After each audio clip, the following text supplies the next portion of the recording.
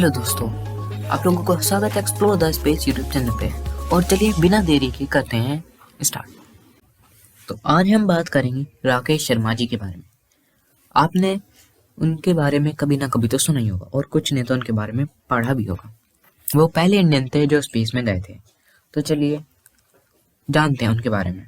उनका जन्म हुआ था 13 जनवरी 1949 को और उन्होंने अपनी शुरुआती पढ़ाई सेंट जॉर्ज ग्रामर स्कूल से की थी जो हैदराबाद में, और बाद में उन्होंने अपनी ग्रेजुएशन निज़ाम्स कॉलेज से कंप्लीट की थी और वो भी हैदराबाद में।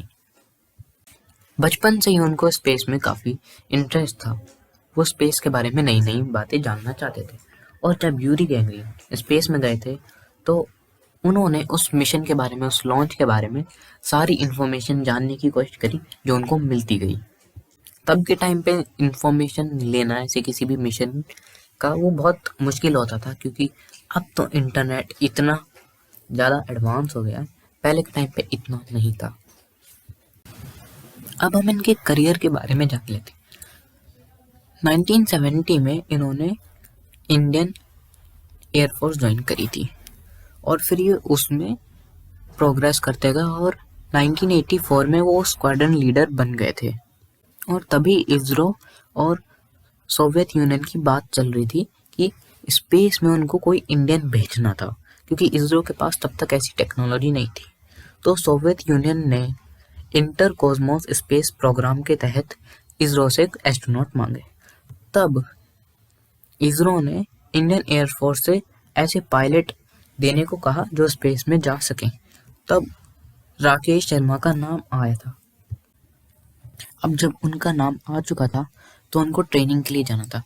वो उनकी जो ट्रेनिंग हुई थी वो 2 साल की ट्रेनिंग हुई थी, Yuri Gagarin cosmonaut training centre में हुई थी और जो स्टार सिटी में था, मॉस्को में। और उसी बीच उनकी बेटी मानसी शर्मा की डेथ हो गई थी। आप सोच सकते हैं उन पर क्या बीती होगी, पर उन्होंने हार नहीं मानी और अपनी ट्रेनिंग कंप्लीट करी और वो स्पेस में भी गए। और वो जो जिस रॉकेट में गए थे वो था सोयूज T-11 और उसका जो लॉन्च था वो था बैकोनूर कॉस्मोड्रोन और वो था कजाक सोवियत सोशलिस्टिक रिपब्लिक में। और जो ये लॉन्च हुआ था वो हुआ था 3 अप्रैल 1984 को।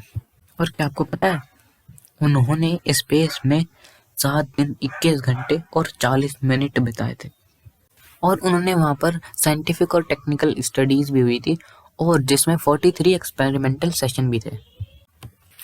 और स्पेस में ही टेलीविज़न न्यूज़ कॉन्फ्रेंस हुई थी जिसमें इंडिया की प्राइम मिनिस्टर इंदिरा गांधी ने उनसे कुछ सवाल पूछे थे और उनमें से एक सवाल था कि स्पेस से इंडिया कैसा दिखता है। तब उन्होंने एक आइकॉनिक लाइन कही थी, सारे जहां से अच्छा हिंदुस्तान हमारा। और सच में ये बेस्ट लाइन थी। और उनको काफ़ी सारे अवार्ड्स और मेडल भी मिले थे, जिनमें से एक है hero of the Soviet union award और अशोका चक्र। स्पेस से आके उन्होंने फिर से एयरफोर्स को ज्वाइन कर लिया और विंग कमांडर बनने के बाद उन्होंने रिटायरमेंट ले ली।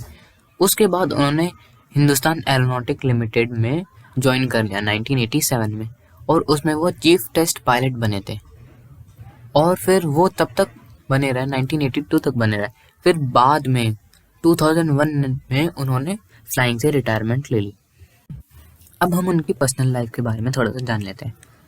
उन्होंने मधु शर्मा से शादी करी थी और उनके बेटे का नाम कपिल शर्मा था जो एक फिल्म डायरेक्टर है और उनकी बेटी का नाम कृतिका शर्मा था जो एक मीडिया आर्टिस्ट है। आज की वीडियो के लिए इतना काफ़ी है। हम आपको मिलते हैं अपनी अगली वीडियो में और मेरी वीडियो देखने के लिए बहुत शुक्रिया।